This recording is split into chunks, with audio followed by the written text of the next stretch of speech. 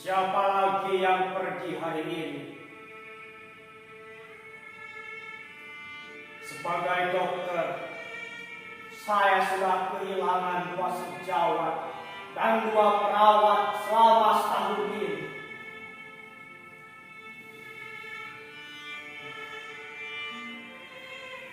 Siapa lagi kali ini? Saudara-saudara sudah lihat kan? Kemarin seseorang menghuni ruang isolasi ini. Sekarang sudah berganti. Mereka pulang silih berganti. Bukan sembuh, tapi pulang ke rumah Tuhan.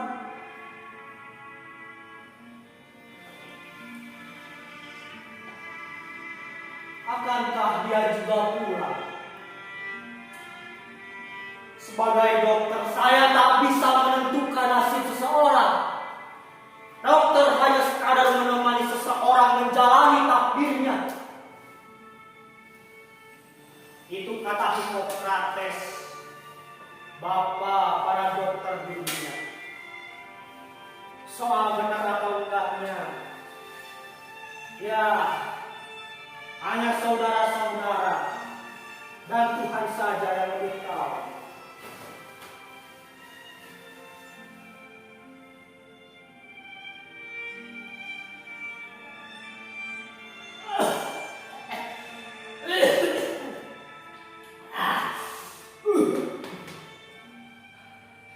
Saudara-saudara, seharusnya tak ada yang perlu saya ceritakan lagi. Semuanya sudah terang benderang. Dokter barusan bilang, saya ini sudah punya kerusakan yang cukup kronis.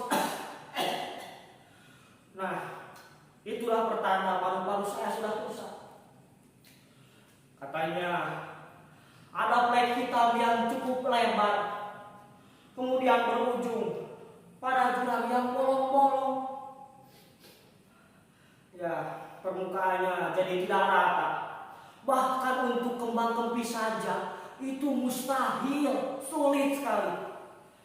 Setiap kali saya batuk, saya harus menjauh dari orang lain.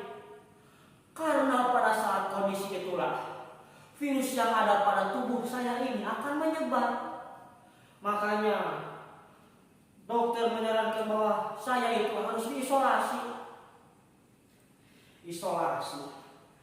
Isolasi itu hanya bentuk halus dari karantina. Saya yakin saudara-saudara juga tidak mau kan bisa makan dengan anjing. Konon itulah yang menjadi alasan pertama mengapa banyak orang gagal dalam menjalani isolasinya. Itu karena baik saya ataupun saudara merasa diperanjingkan. Sehingga semua perasaan atau semua perlakuan yang saya alami itu jauh dari kata manusiawi. Saya dijauhkan dari manusia lainnya. Sehingga diam-diam muncul dalam diri saya ini sebuah perasaan yang lebih dekat dengan pribadi hewan. Ya, karena pada mulut dan hidung saya terdapat virus yang dapat menyebar kapan saja. Saya paham, saya harus menjalani kehidupan di ruang isolasi ini. Dokter tadi bilang, saya harus hati-hati. Tapi di situ saya jadi bingung. Kurang hati-hati bagaimana coba saya? Setiap hari saya pakai masker, bahkan di tempat tidur. Hand sanitizer selalu tersedia. Setiap kali saya selesai duduk, pasti kursinya selalu saya semprot dengan disinfektan.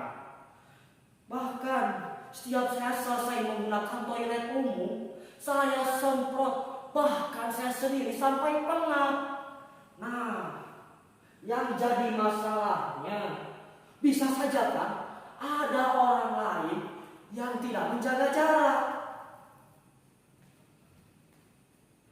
Dok, 3M itu sudah saya jalankan dengan ketat, Dok. Ya, baguslah kalau begitu. Terus saya juga harus hati-hati. Kan saya sudah kenal, Dok. tetap harus hati-hati. Loh, kok gitu dok? Kan di ruangan ini cuma ada saya dok. Tetap harus, karena semua yang masuk ruangan ini pulang. Hah? Pulang? Pulang bagaimana dok? Ya, pulang. Saudara-saudara juga pasti sudah ingatkan. Di awal kisah sudah saya sampaikan. Loh, dok, dok, dok, gimana dok?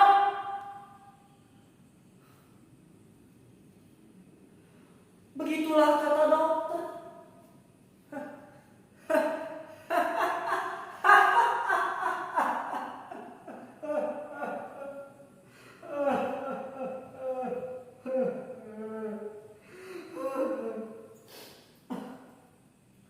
Apa jangan-jangan saudara-saudara juga sudah tahu kalau saya ini akan segera pulang? Bilik isolasi ini seperti sengaja diciptakan agar siapapun yang memasukinya bersiap untuk pulang. Soal kata pulang itu, dokter saya bisa saja cuma main-main.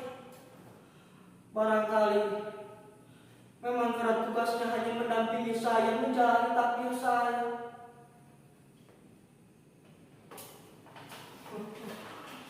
Aduh, gimana? Berdoa itu gimana sih? Begini. Gimana? Tadi sebelum saudara-saudara datang, kata dokter, saya harus hati-hati. Tapi masalahnya itu hati-hati terhadap apa? Ya, soalnya kan terdengar seperti sebuah perhatian. Coba, mana ada dokter yang perhatian kayak gitu? Paling cuma bicara dengan ketus. Saudara harus banyak minum obat dan perbanyak juga berdoa. Cuma terus saya harus gimana? Nah, saya jadi berpikir tapi ya, mungkin saja ada banyak dokter yang tidak percaya bahwa obat itu bisa menyembuhkan pasiennya. Makanya mereka itu lebih menyarankan untuk perbanyak berdoa. Nah, sekarang tolong beri saya ketenangan. Ya, soalnya kan saya mau berdoa. Masalahnya, mungkin sudah beberapa tahun ini saya lupa bagaimana caranya berdoa. Setiap kali mau berdoa, paling cuma membayangkan seperti di ruang sidang pengadilan gitu. Saya cuma jadi seorang terdakwa yang sudah kehilangan hak untuk membela diri. Lalu hakimnya itu seseorang yang berkumis tebal, berjubah hitam, dengan tangan memegang palu, seperti siap untuk membeberkan semua dosa yang pernah saya perbuat. Lalu dia itu akan siap untuk menghukum saya. Saudara Nay dihukum karena lupa berdoa, lalu melanggar pasal ini. Takut. Nah, makanya makin hari doa itu sudah semakin jadi teror bagi saya. Ya, makanya kalau saya jadi lupa berdoa, ya karena saya itu takut pada teror tersebut. Ini harus bagaimana? Saya harus bagaimana menanggapi perkataan dokter? Itu loh yang tentang hati-hati. Nah, itu tuh. Ketukan itu sudah menjadi kode di sini. Artinya sudah waktunya minum obat. Iya, aku minum obat nih. Berhenti. Minum. Nah, katanya nih, para dokter juga mana mau bolak-balik ke ruangan ini. Mereka juga kan takut dengan virus yang mematikan yang sudah merenggut banyak nyawa. Katanya nih ya, COVID itu memang sudah banyak merenggut nyawa, tapi belum apa-apa kalau dibanding dengan flu Spanyol yang katanya sampai 50 juta orang, bahkan banyak mungkin. Ih, kalau mengingat angka tersebut bikin merinding. Nah, kata salah satu perawat, ya, dokter itu sering menanyakan kondisi saya. Nah, itu pun lebih sering dibandingkan dengan pasien lainnya. Hah? Kata Mbak, kata dokter, Mbak harus lebih optimis. Maksudnya? Kata dokter, Mbak harus lebih disiplin. Maksudnya? Kata dokter, Mbak harus lebih hati-hati. Iya, maksudnya saya itu harus optimis sembuh, harus disiplin minum obat, tapi hati-hati terhadap apa? Ya, terhadap apa saja mungkin.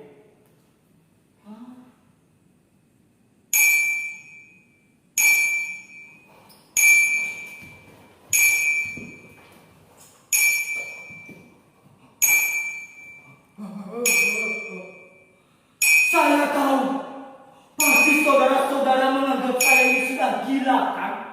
Ya, saya memang sudah gila.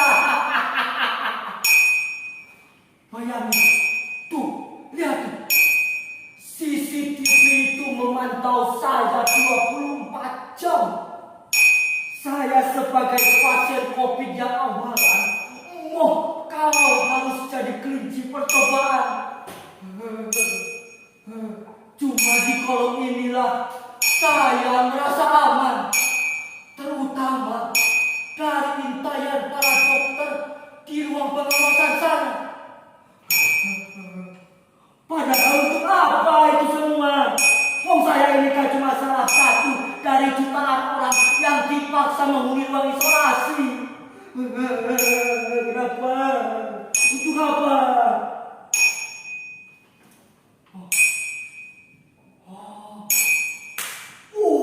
Wow, saya mengerti sekarang. Mungkin ya, sebagai pasien COVID yang pertama-tama, saya ini objek yang maha pintar. Nah, pertama, saya harus dijauhkan dari manusia lain karena dianggap sebagai simptom yang belum diketahui penyebabnya. Kedua, saya ini jadi sumber informasi bagaimana virus ini bermutasi. Lalu yang ketiga, tentu saja untuk mencari obat penawarnya. Ya, padahal nih ya, Edward Jenner, seorang ilmuwan yang menemukan vaksin sekitar tahun 1796 di Berkeley, Inggris sana, pernah mencontohkan kalau vaksin itu adalah bibit penyakit yang ditularkan pada orang sehat. Loh, gak percaya? Nih, ingat kisah bocah yang ditulari oleh cacar nanah. Nah, dia itu memang awalnya sakit-sakitan, tapi pada akhirnya dia jadi kebal terhadap cacar sapi. Nah, pada akhirnya hasil percobaan tersebut jadi contoh bagi wanita pemerah sapi lainnya. Mereka pun pada akhirnya ditulari oleh cacar nanah itu. Mengingatnya saja membuatku selalu bergidik. Nah, oh iya, apa saudara-saudara juga sudah divaksin? Apa? Booster? Kalau begitu saudara-saudara lebih beruntung dari saya.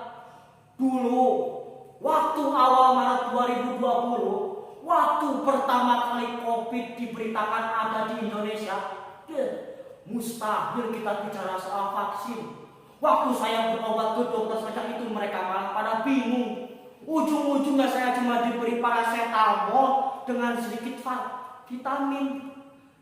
Masih mending itu juga kalau diberi vaksin flu. Nah, sekarang begini. Saya ingin saudara-saudara membantu saya. Nanti kalau dokter datang, tolong percakapan ini jangan diumbar. Karena kalau sampai dokter tahu saya curhat pada saudara-saudara tentang perasaan saya selama di ruang isolasi ini, saya meragukan keselamatan saya. Bisa jadi saya bukan mati karena COVID, tapi mati karena diperangus oleh dokter itu sendiri. Saya bisa dituduh telah membocorkan rahasia ruang isolasi. Saya bisa dicap telah membeberkan kebobrokan penanganan pasien di sini. Karena memang harus diakui, lebih banyak yang mati ketimbang yang pulang karena sembuh. Sembuh itu hal yang mustahil. Bahkan kalau saudara-saudara sembuh, itu bukan karena dokternya yang hebat, tapi karena tubuh saudara lah yang lebih kuat. Gimana? Apakah saudara-saudara sudah bisa menangkap makna dari hati-hati yang diucapkan oleh dokter itu? Apa? Belum? Apa harus saya ulangi? Jangan, nanti malah jadi konspirasi. Beginilah intinya, penanganan pasien di ruang isolasi itu jauh dari kata manusiawi. Saya tidak punya privasi. Bahkan saya dianggap sebagai biang kerok dari penyakit yang sampai saat ini belum tuntas.